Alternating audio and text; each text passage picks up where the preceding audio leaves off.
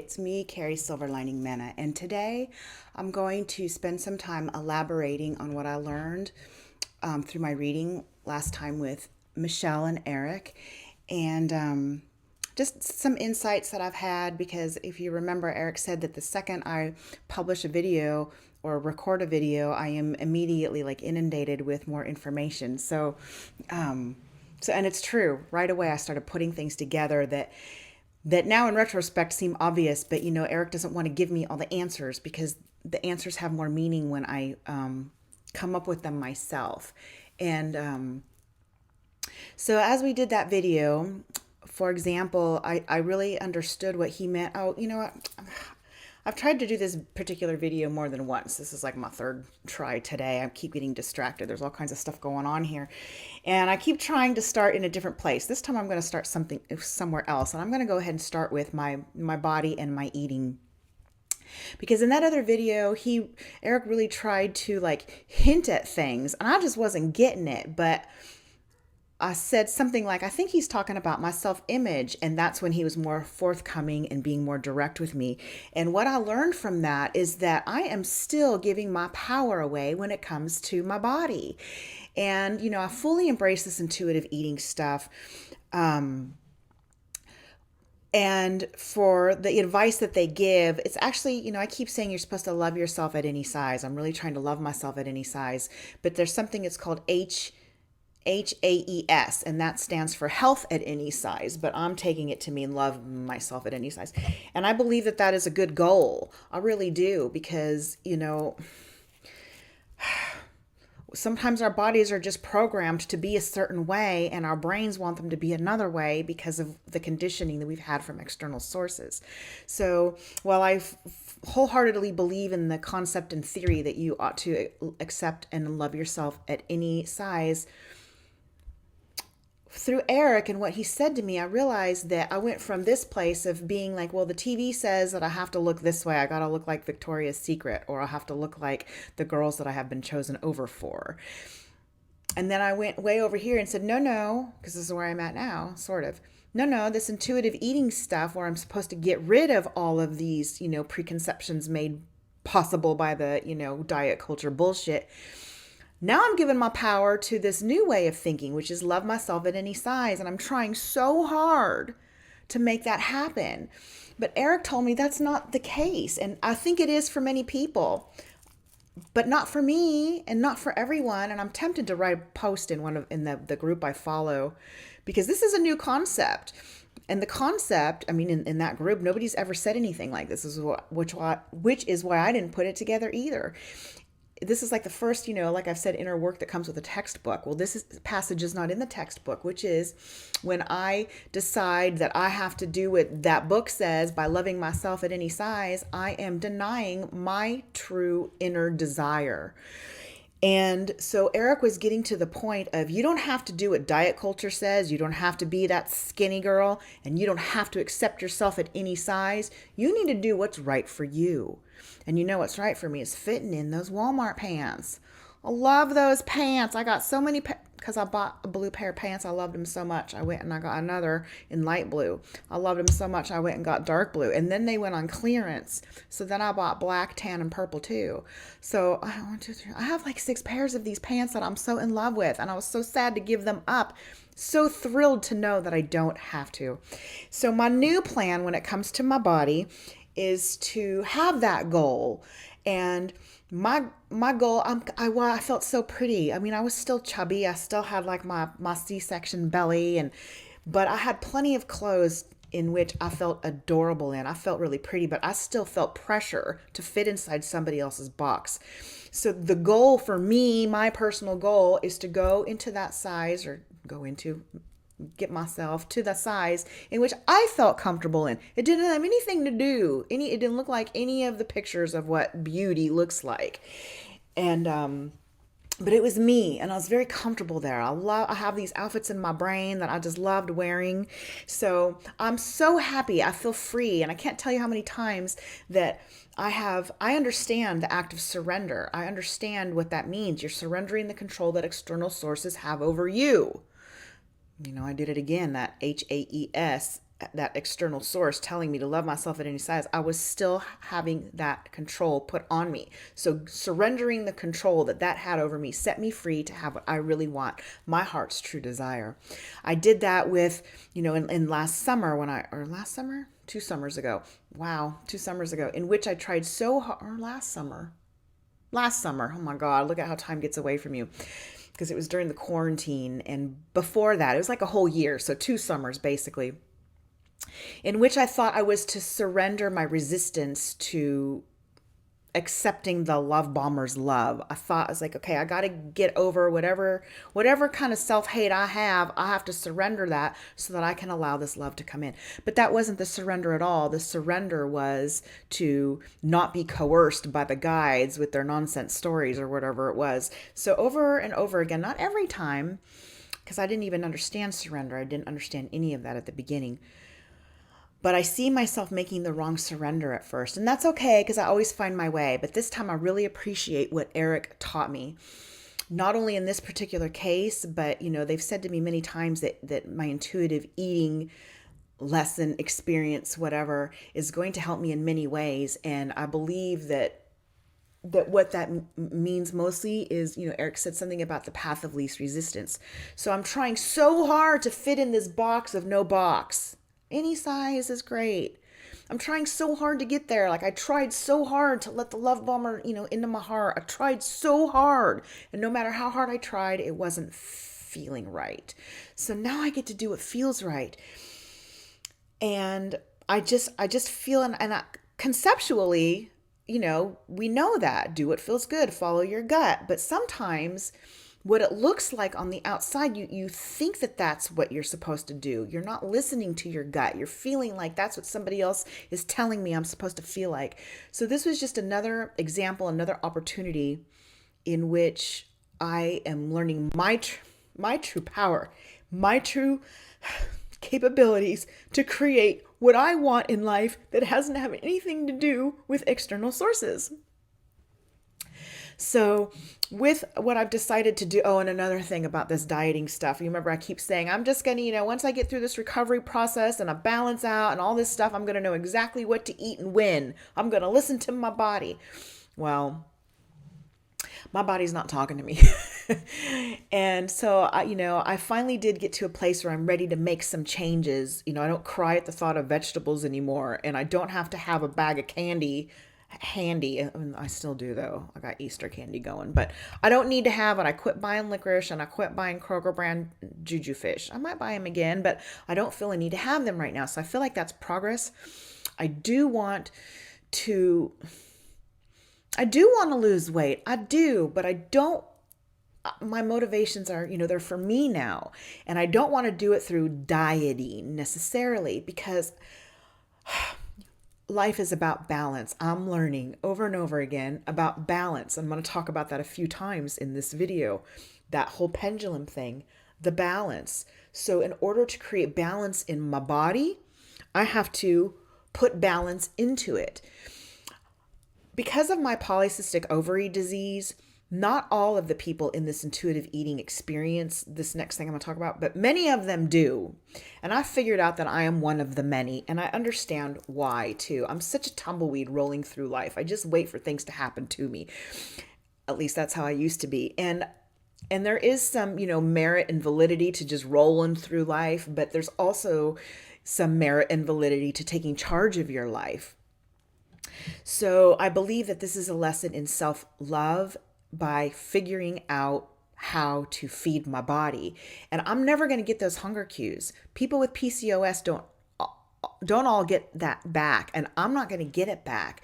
So as much as I rejected having to, eat when the clock tells me to, I'm going to have to do that. However, I'm not going by the school bell schedule. I'm not going by, the restaurant menu schedule, whatever it is. What I need to do is, and I have to follow these rules. This is something that I can, modify it to fit me, but I have to set certain times, and I have to eat like every 4 hours, and I have to have a snack in between those. I'm going to start setting alarms in my phone, and I won't say I have to eat at 9 o'clock every morning, but I'm going to try to tell myself you need to eat within like 2 hours of waking up. I have no appetite in the morning. And then whenever I eat, 4 hours after that, 4 hours after that, until I get all my food. And for many people, forcing yourself to have these eating times will kickstart your cues. And that may or may not happen for me. Great if it does, but I've already decided that I'm just going to go ahead. It may be my forever. And what's going to happen when I eat at these interval times, these 4-hour intervals, no matter what part of the clock it's on, because I'm not a convention. I sleep auto. Okay, let's get to that. Oh my God, I'm going so far. So in order to create balanced meal times or not meal times, but time lapses in between meals, a consistent time of eating, whatever. I also want to have balanced meals. And that I think is going to be the biggest key. I've always been told carbs are bad for me. Carbs are bad. Well, they're not. I mean, refined carbs are, pure sugar and white bread. I still want to be able to have those sometimes, but I can do simple modifications. I want to have balanced meals. So the thing I've been eating like the most right now, because food has lost interest. I either really, really crave something, and when I do, I'll go get it. Like I still have like a bit of a sushi kick or Taco Bell or whatever it is. I will go get that. But on the times that I'm not really craving something and I know I need to eat, that's when it's easiest for me to balance, because I'm not interested in food. So I'll just go in, take either 1 or 2 slices of whole wheat bread, not white bread, and, put a piece of cheese and some turkey slices in there. And then that's it. I mean, and then I'll try to, fruit's easier just to grab a piece of fruit and eat it, because with vegetables, you got to prepare it or have a dip or whatever. You can't just grab a banana and eat it. So I do try to get all of the things in, a protein, a carb, a fruit, vegetable, and I got to put more fat in. I love avocados, so that works for me. But the key is balance. When I balance my meals and get consistent food all day, when I balance the content of my meals, guess what's going to happen? My hormones will balance out. Maybe that's how the hunger cues get in, is when I force this balance to happen, then it will like latch on and stay. Like when you siphon something, it's going to keep going once you force it. So that's my plan. And then when my hormones balance out and I start to figure out my meals, my sleep will balance out. Everything will balance out. So, when Erik said that, you don't get to magically make things go away, sometimes the healing is just learning how to manage something. I had no idea any of this stuff was going on in my body. And that doesn't make sense to me, because I've had PCOS my whole life. I got a diagnosis 15, 16, 17 years ago. But all I got was a diagnosis. I got no education. I didn't even get a doctor saying, listen, go research what PCOS is all about. They didn't say that. They said, lose weight, quit eating carbs and lose weight, which is so hard for somebody who has PCOS. It's especially challenging for us. I've already said all this. So anyway, I felt like sabotage right off the bat. Anyway, I'm taking my power back by just not being a tumbleweed and just crossing my fingers and waiting for my eating stuff to come in by itself. I'm going to take action, figure something out, and put a plan into motion. I've already kind of started. And then the other thing is to not listen to the diet culture or the anti-diet culture. I'm going to listen to me, what feels good to me. And I'm going to apply this to all of the things in my life. And so let me go back to this pendulum thing. I'm going to go ahead. Let's see. What should I do first? Because I wanted to talk about my family life. And then I do have some things to throw in about the 20s, what I've learned about them too. No more whining, I promise. But I do have some insights about that. Okay, I'll go ahead and start with that, because I feel like in this particular video, whatever, that my family stuff's going to be the most significant. I don't know if it is or not. Whatever, you take from my stuff what you need, but to me, I'm pretty excited to share about that. But let me start with the 20s first, because quite a few things happened in that video. And one of the things that happened is that I walked away from that being 100% convinced that I'm having these twin experiences that I've been striving so hard to achieve. That union, that love, that connection. And before I jump into that, I want to remind that it's the goal at first, that carrot, they didn't tell me that I'm going to have these magical moments for nothing. They wanted they wanted that to be a goal for me because I needed to be propelled forward. But that was not the goal. And I knew it, from day one. I knew that the goal was to heal myself. Oh, my makeup's getting drippy. To heal myself, and then they would come to me or whatever. And knowing that made it such a challenge to let them go. How do you let something go that you know is going to happen? That was really hard, but I did. And I actually wasn't just like I told myself it was going to happen. I truly convinced myself on some level. Remember a couple episodes back, I was like, Fairy Boy ain't coming back. And I believed, well, I'm not going to go into it. Anyway, I convinced myself of that. I have since unconvinced myself of that, and I'll tell you why. Two things. In that other video, remember Erik was talking about patterns. Well, at first I thought he meant, because I do recognize patterns. And, I saw like with the love bomber, the whole thing started over again. And then and I was like, I know a pattern when I see it. I'm not going down this route again. And I just, had to stop everything because I already knew where it was going. But before that, I had to repeat an entire big chunk of my Michael experience through Fairy Boy. Not everything, but there was a big piece that was identical. So that was a pattern. And like my husband and I, we fight all the time over the same things. It's a pattern. I thought at first that's what he meant, but in retrospect, that's not the pattern that I was meant to see. That is a true one, and it's definitely something, worth investigating. If you keep having the same experiences over and over, try to uncover why you keep on attracting that pattern, that experience over and over again. But that's not the pattern he was talking about. The pattern he was talking about was this thing I've been going on for years. The pendulum. That's the pattern. It starts way over here. Here I am in my diet, pendulum stuff, and I'm restricting. I lost all that weight. I looked fabulous, but it was really, really hard to maintain that. So I'm like, fuck that. I'm not doing that anymore. I don't need to work that hard to get somebody to love me. Fuck that. So I went way over here into the land of no restriction and binging. And I'm like, I'm free. And it was great. Loved it. It did have its consequences though. But over here, I'm trying to, over here I'm like listening to diet culture. Over here I'm listening to anti-diet culture. I want balance. So I'm going to listen to myself. I'm going to take a little bit of this and a little bit of that and find my balance. So here I am with the twins now. And I don't know why it took me so long to put it together, but these two things are like opposites, right? Well, so is chaser and runner. Chaser and runner. And then what happens? Balance. So in that context alone, I should have been reassured that this shit's going to happen all along.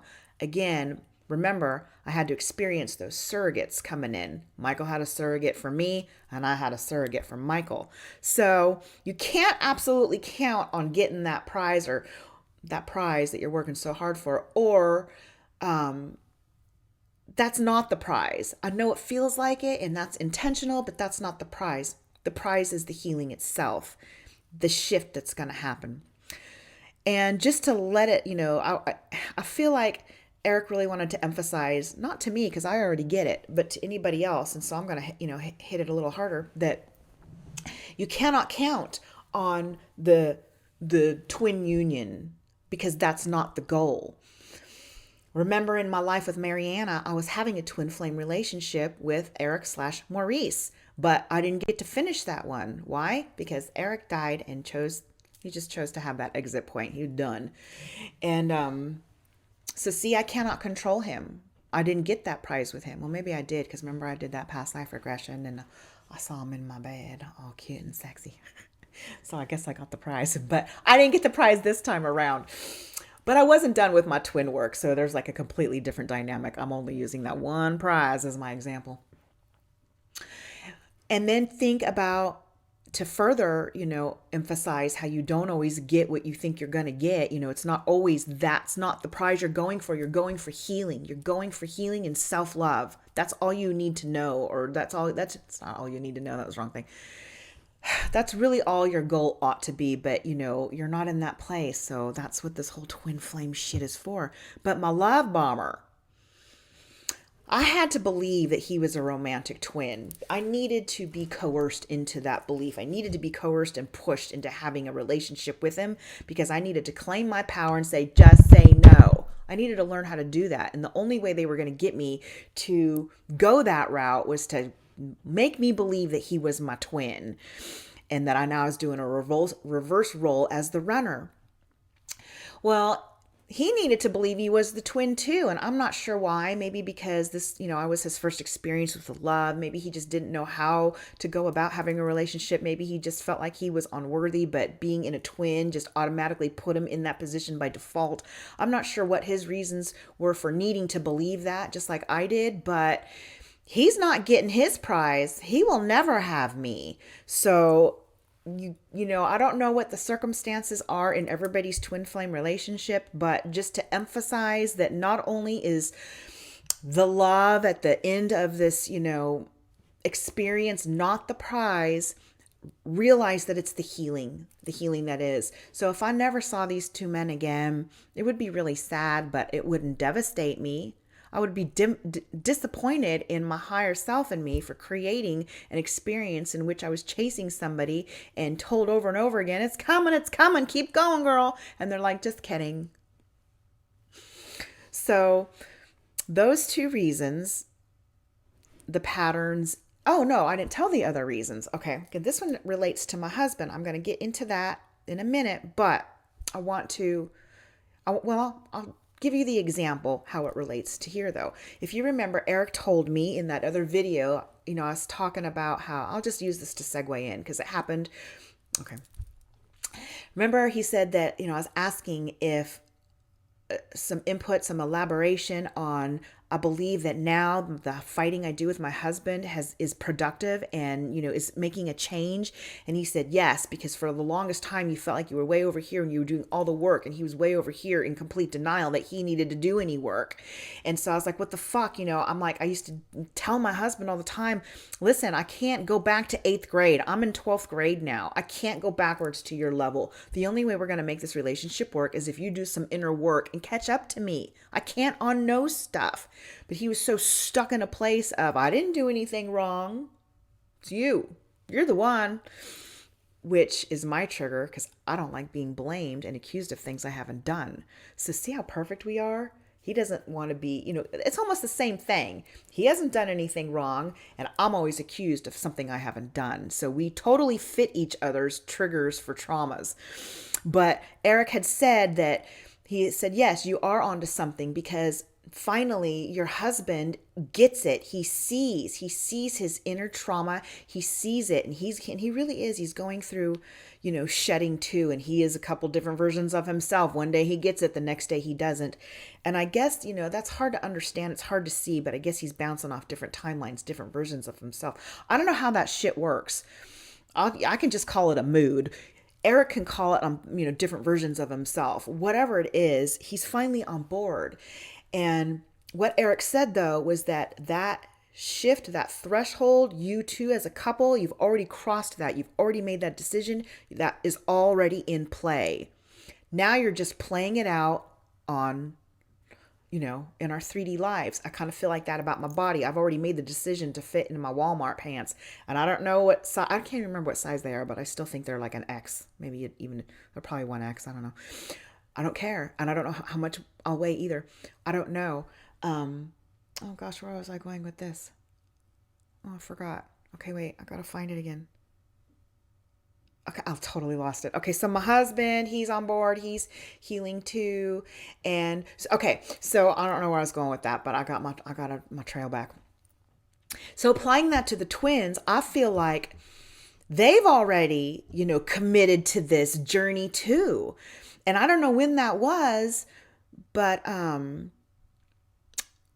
maybe it was August 17th, 2014. Maybe it was the very minute that I cracked open for Michael and became like glued to him. I don't know. But again, like I said, Erik died on me in that other life. So there is no guarantee, but I do think that they've signed up for this. I don't think that they can renege on their contract. I don't know. Is that what it's called? Renegotiation? Is that how okay. Anyway. So again, for my truth right now, I believe that shit is on. And besides that, I mean, look at what Eric said. He said that I created a shift and that for at least for Michael and I, we are still magnets with sparks. So there is an opportunity to come back together. I remember one time Justin Schmoyer described us as like planets in orbit or something and using our gravitational pull to bring each other back when we needed something from each other, something like that. And and then, did you catch what Michelle said about Fairy Boy? She goes, "Is this the one that's I can't remember what she said, but something like, is this the one that has a deep desire for you?" And I just can't wrap my head around these men having any kind of desire for me. So I was like, no, he doesn't even know I exist. But then I start wonder if he does develop a big desire for me. Wonder if that shit really happens. I think it's going to. And I've been going crazy about this because listen to even this. I went straight to the twins. Was I doing family or twins? Oh, I already did twins, but I got to go back to twins because I told you already about how, oh no, I'm still in twins. I just gave that example of the hubs about how the contract or the threshold's already been crossed and now we're just playing it out here on Earth. Okay, so the twins, here's something else about them. I told you that I kind of spy on Michael, but not all the way. I don't want to go to his wall. I don't know why I bother to spy if I'm so cautious about being hurt or not hurt. But anyway, I keep doing it. And and I don't go to his wall. I just, search his name and all of the Michael Brookses of the universe, Facebook universe come up, but they know that he's mine. So that most of the, and by they, I mean Facebook, most of the posts are his, not some random Michael Brooks. So it shows me like 5 pictures. It's the same 5 pictures every time. And one of them is a picture of him that I never really paid much attention to before. I'm not sure why, maybe for this moment here in my life. But I kept, I keep seeing it because it's coming up in this one, my spy spot. So I screenshotted it and cropped it and put it in my photo albums because I don't really look at Michael too much anymore. I haven't for a long time because, I've been working through Fairy Boy, but all of a sudden they're both like in my awareness turned up. I realized how similar Michael and Fairy Boy, they're like apparently I have a type. I didn't know. I always talk about how beautiful Fairy Boy, how pretty he is to me. But there are some pictures where Michael, they're the same. They're both very tall. They're both about the same age. They both have similar complexions and, just so much about them is similar. It's so weird. Even my twins are twins. And this happened before. And I wish I could show the pictures of that. And I really wish I could show the pictures of this other circumstance. But there was a picture of Allison that her daughter posted. It was like a family photo. And the picture of Allison is clearly Allison. You can see it's her, but it wasn't a very flattering picture of her, unfortunately for her. Because, in a group picture, you're not, and it's somebody else's, you don't really get to have say so whether that one stays or goes. And it wasn't bad, but it wasn't her best. Or maybe it's just because of the filter I have, because she really looked like my mom. So I screenshotted it and cropped it, and I did the same thing with my mom. And they're the same person. It's so weird to me the way these people are like looking like each other too. They're providing the same experiences and they're even looking like each other. That's strange. I would love to show you guys that picture, but I don't know. It just doesn't feel like my place. I'm surprised I was even brave enough to say that story. And just so, in case you haven't been following along from way back when, Allison served as a do-over for, finding my power with my mom. I had to find my power again through Allison. Okay, so what else about the twinnies? There was another thing. Let me see if it's in my notes real quick. Wasn't that a sweet story about the twins? I mean, not the twins, sorry, the dream and Michael's baby. Oh my gosh. Oh, and here's something else. I keep thinking, and you heard the stuff that Michelle was saying about the big shift, about Fairy Boy's big shift or move or something. Well, he was supposed to move a while back, but Earth closed. So it's conceivable that he hasn't gone yet. And whereas I believed all the time that he's going to move to this place that he's been planning to all along, he may just decide to go back home. He hasn't been there in a while. Why go over here without taking a stop here first and seeing your mama and your family and your friends? So based on that, I thought to myself when I'm asking Eric, I thought later on in retrospect after reading or rewatching the videos, every single time I go see Michael, I see Fairy Boy too, except for the first couple times. I've only seen Michael 4 times in my life, and I've seen Fairy Boy twice. So every time I go see Michael, they're practically neighbors. I go see Fairy Boy. So just wonder if when the guides are saying that I have 2 boyfriends, that at once, that it's because I'm thinking one's going to be on this continent, and then they can't be at the same time. It didn't even occur to me that it would be, I mean, not literally at the same time, but within days of each other or weeks of each other. Wonder if I connect with both of them at the same time because I'm conveniently on that continent where they both live or staying at or whatever. That's too much. I'm going to implode. Now, I don't know if that's happening. That's just a theory I was going to share. We'll find out. God, that would be, I don't know how I'm going to deal with that. And you know what? I've kind of like, if they do flip their switches, I keep saying if, I'm like convinced they're going, when they do flip their switches, it's conceivable that they're going to want to watch some of these shows. They're going to be interested in me, want to know what I have to say. So they're going to watch me talking about both of them for so many episodes, so much. How is that going to feel to them? Are they going to have like any of the feelings I had in their own version of being second best or sharing or anything else? Will it matter to them? I'm worried about that. I don't want one to feel more special than another because they're not. They're both so special to me in their own ways. And, I got Michael, who just feels like he comes from a different place altogether. I don't know him well enough to say that I like him for him personally. I mean, I got little glimpses, but he's still he's vague to me. I don't know who he is all the way. And Fairy Boy, but he's special because he comes from some other place. If the energetic connection is so strong, it doesn't even matter if I know his human self or not. Whereas Fairy Boy, I said that he's like my dream guy. He's my Jack and Rose. I mean, this is something I've been chasing my entire life. I turned 50 years old in a couple days. So he's very special to me too. He represents something I've always wanted. Strange now that I'm seeing how similar they are. Is that going to mesh together? That screenshot I'm not going to talk about that. I look at that screenshot that they're together a lot. Okay, so moving on from them, I think. Let me segue into my family because I started to talk about my husband, how he's on board too, and I'm so tired of fighting and screaming. And, in that video, I got hair. I mentioned about how I am his mirror. Oh no, and I am his mirror, but I've had to have like my lessons outsourced and stuff. Too many lessons, too big. My husband could not provide all of them.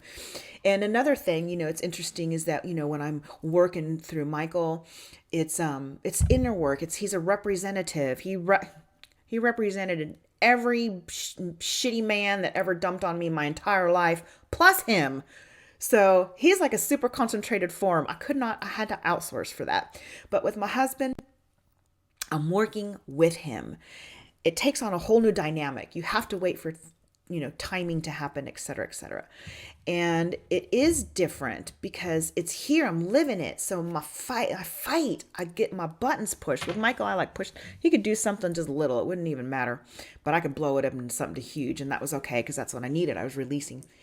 But releasing with somebody, it's such a battle and I get so exhausted. I hate Mondays like everybody else does now because Mondays are the days that my kids go back to school. My husband has off. So that's my opportunity to say, okay, you did all of these fucking things to the kids over the weekend. They're tattling on you for this and you're doing this and you're not seeing it.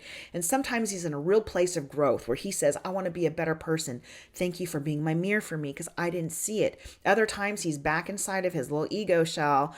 And it's like, I didn't do anything wrong. I didn't do anything wrong. And those are the days that we blow up. And that makes sense because that's my trauma too. So, Eric said, you're going to see it in real time. You're going to analyze it in real time. And I was. I mean, you don't even realize it. You just think it's going to happen sometime in the future. You don't realize it's going to happen like 4 days later. You're just like, okay, this is exactly what he was talking about. This was the moment. So I'm very, very glad that he is on board and we are working together. It is very frustrating when he bounces back into that other version of himself that doesn't want to deal with it. What I've learned too is that, I didn't realize that I was having all of these traumas still with Well, I guess I was, but I really felt like I was a mirror for him, that I did all of my work through external sources. Now here I am back with him. But that's not true, because if I'm still being triggered and we still have a pattern of fighting, then I still have a trauma that I need to heal. And so I guess I'm doing double time. I'm going to heal this trauma while at the same time learning to control myself. And I thought it was like that little spigot of allowing Michael's energy to come flow into me. That's how I was controlling my feelings. No, I need to learn how to calm the fuck down. I don't want to be that out of control, crazy mad. It doesn't feel good. It's exhausting. It's the most. How is inner work such a physical job? It is. So I'm working on that. And I see that it's not just him. I'm not just a mirror for him.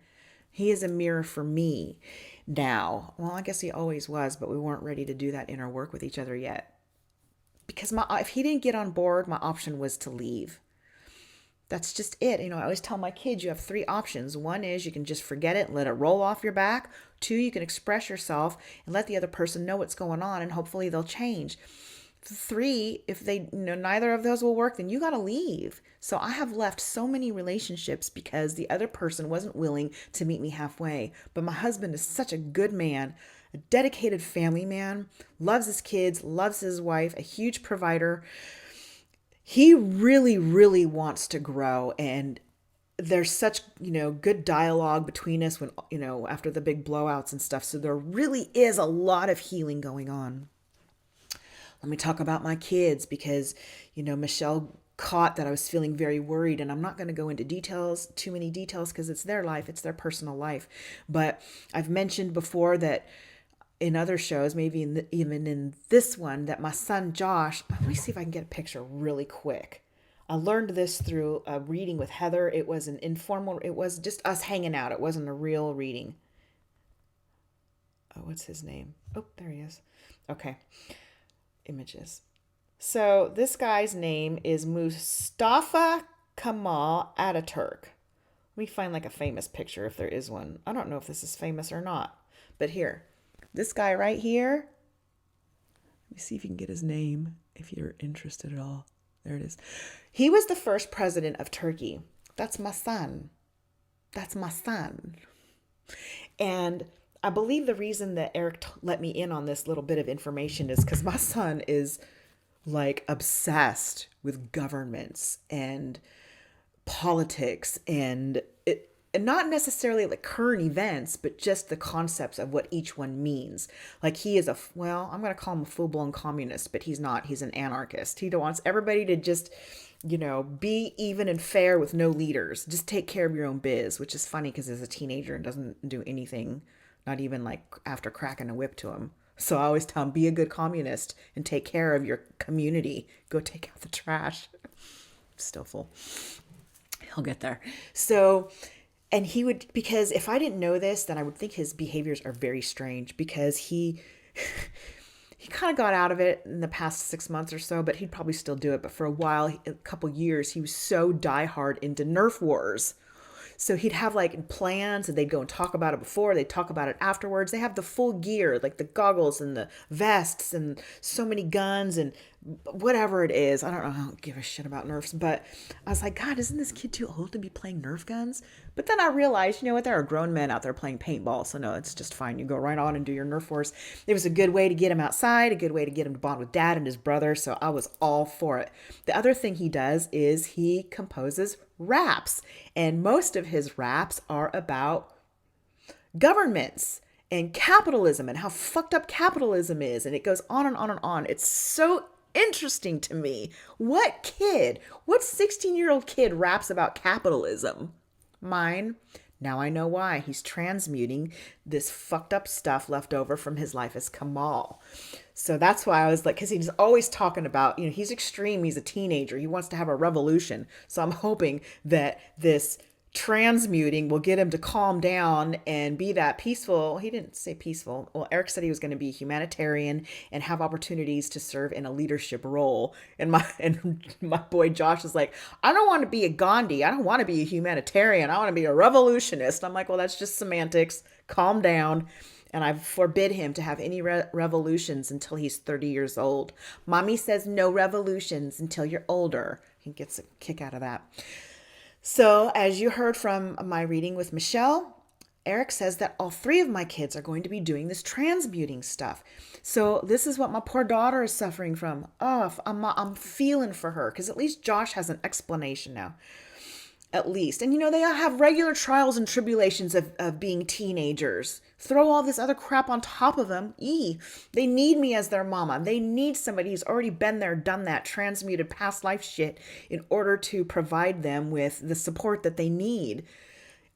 I mean, I could see how a parent would want to send their kid to like a military school after hearing Josh's, ramblings about stuff. But my daughter Layla, she oh, I don't want to disclose too much of her personal business, but I'm going to share a little bit because I'm really trying to convince my kids that you are transmuting. Things aren't going to always make sense. Just, ride through it. It will be okay. It gets better. Notice your patterns of your ups and downs because it's very like mania. You ride high and you can conquer the world, and you crash and burn, and the world as you know it is over. It's all doom and gloom. Then you come back and you stabilize for a while.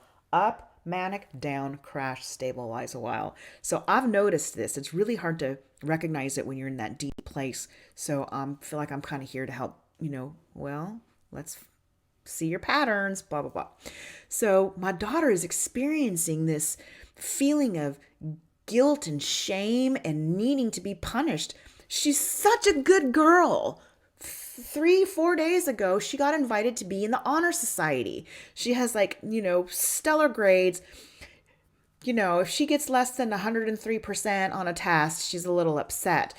And, I kind of downplay grades because, I don't know. Again, it's like putting value on an external source. It's like you can be proud of yourself, but, understand that that's somebody else's judgment in a way. I mean, she's still doing the work, but I have more than one kid, and not all of my kids get 103% on all their tests. So I have to balance between being very proud of the good grades while not focusing on the good grades because there are others that don't get them too. You just got to do your best, but they're kids, they internalize things. So I got to be balanced with that. So she's feeling all of this shame and she can't understand it. And I keep trying to tell her, you're probably transmuting for a past life. Well, she did something at school and got herself in a little bit of trouble.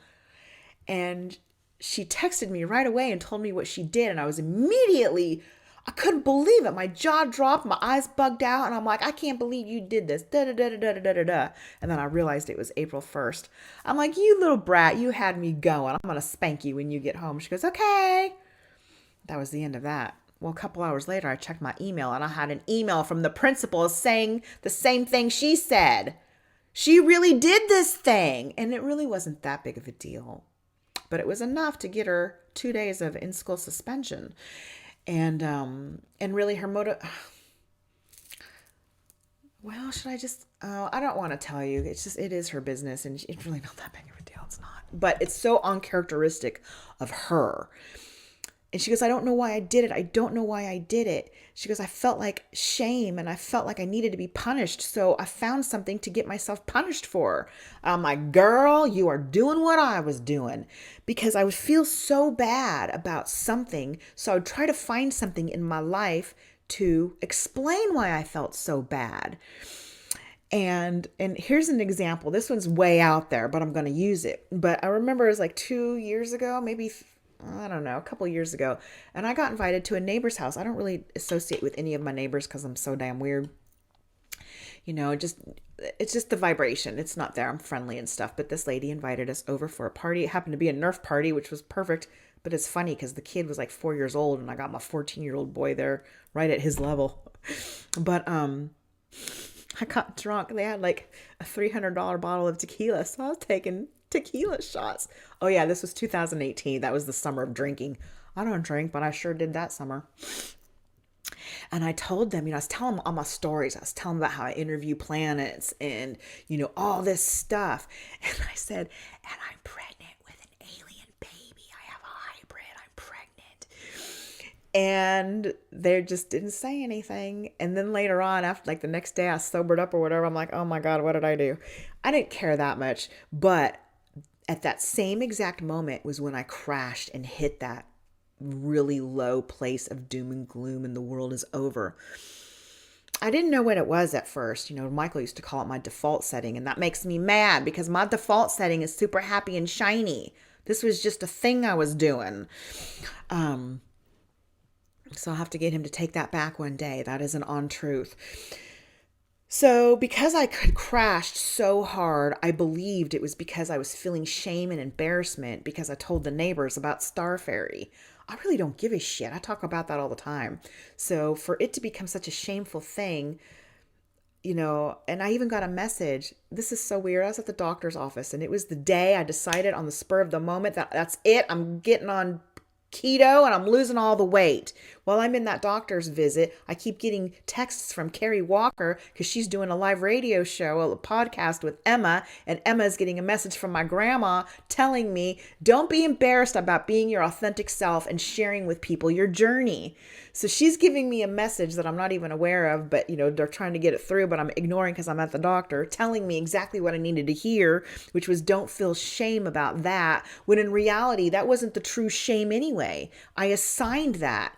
I assigned my shame to that circumstance, and I would do it over and over again. And you know what I would do when I did that? I would create a real problem. Now, I really did have shame and embarrassment about sharing my story with this neighbor. So now Layla, she created a circumstance in which she really did get punished. She's going to have to see the counselor at school. She's going to have that in-school suspension. But you know what Mama did? At first, I was so mad and disappointed in her. But I had some thoughts, and I'm like, you know what? This is not her. People don't do things that are, she was just kind of like rude to an adult indirectly. And I'm like, people don't do hurtful things unless they're hurt too. So I'm going to come at this with compassion and try to sort out what's going on. Because at first I didn't understand all of this stuff about her needing to be punished. So I came to these conclusions before she told me all this stuff. I'm like, my baby girl is so sweet and she needs help. So at first I was like, I'm going to take your phone away until you write a letter of apology. And she goes, okay. Well, I never took her phone away because I felt like she needed the music. She needed the release. She needed to be comforted. She didn't need to be punished. That's what she was looking for. But I wasn't going to punish her because I feel like she's being gifted an opportunity to heal from that past life. If I punished her, she'd just be repeating that cycle. So what I feel like she needs to do is heal herself. So a way in which to heal herself is to commit the crime, then rectify it as best as she can. So that's why that's not why I'm having her write this letter, but I do believe that will play a part in her healing. It's so interesting that these kids are doing it in their teens what I did as an adult, and I could barely handle it. So I can just imagine what's going through them. And then my boy Ryan, Layla's twin, I'm like, I don't know what he's going through. How, what's he transmuting? Because he hasn't really shown any kind of signs of it yet. But I told you not too long ago that we were having a date on the trampoline and he's telling me his stories. Well, the reason that he told me this story was because he was feeling frustrated with himself for never doing anything. He's got all these ideas in his head and he never does anything with them. So he was feeling bad about himself for that. Well, fast forward, Erik told me in that video, with Michelle, that he is going to invent some idea, a new way of doing something that's already being done or something like that.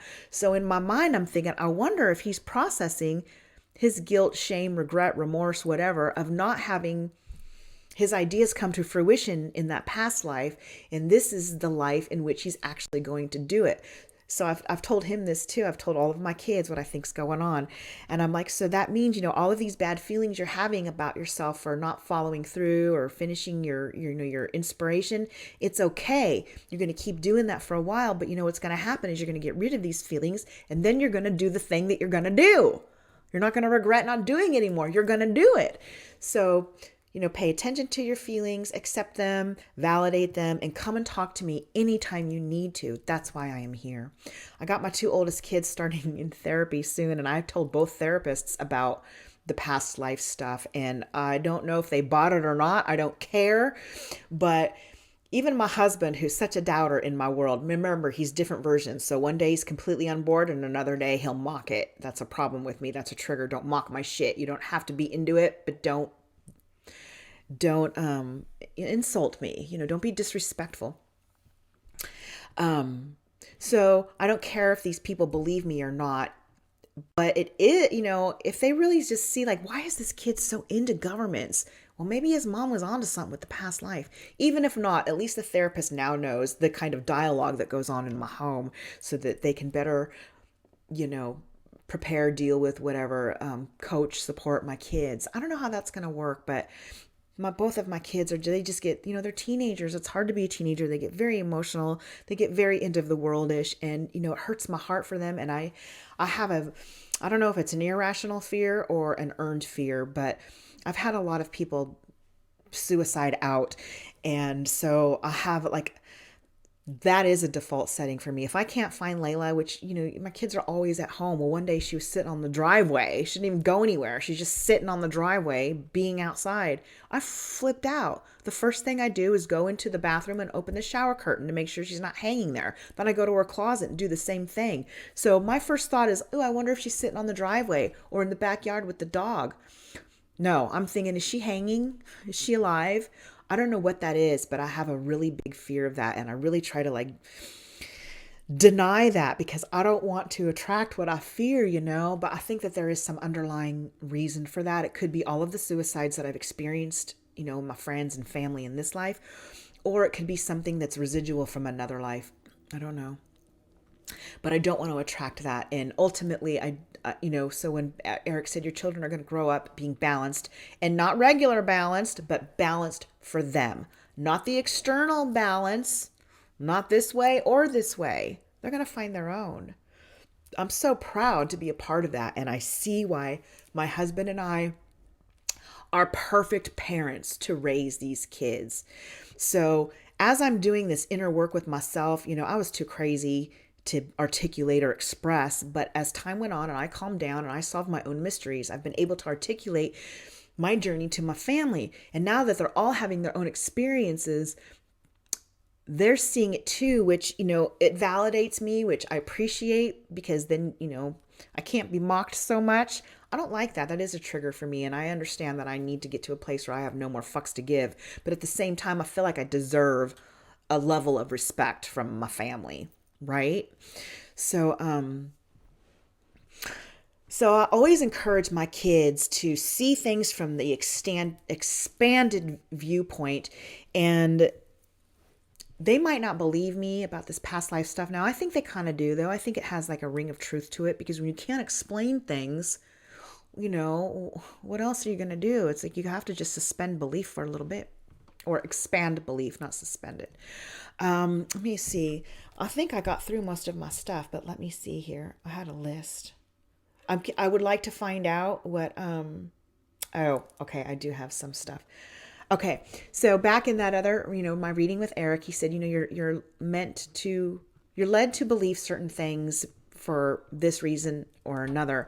And I kind of started to think about that. Now that I'm on this shift with my husband and we are on this new trajectory, I always felt ripped off that I'd have to leave him. I'd have to divorce him, because I believed that I deserved to live happily ever after within reason with the same person. I really viewed divorce as a failure. And, my mom said to me many, many years ago, in our first year together, my husband and I, as just boyfriend, girlfriend, I don't know what you're getting so hung up about this guy. It's not like he's the last guy you're ever going to be with.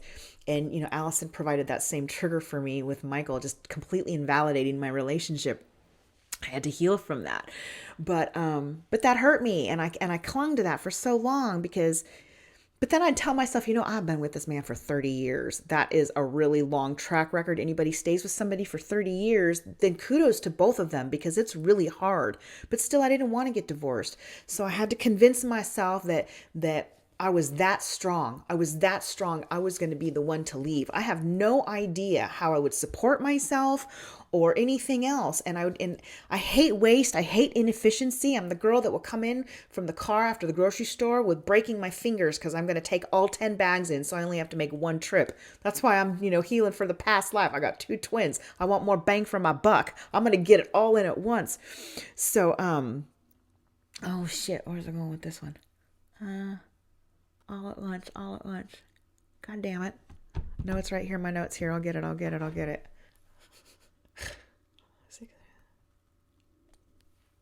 Oh, okay. So they're telling me these stories and they're like, and it's not written in stone yet. I remember the first time Eric told me that I was going to slip from my husband, I went into absolute panic. He's like, it's just a thought, you get to create, just whatever, trying to calm me down. So then they told me that after I do some traveling, my husband and I are going to agree together that, we're not even like really married anymore. So I decide to move out and I get an apartment in Spring, my same town.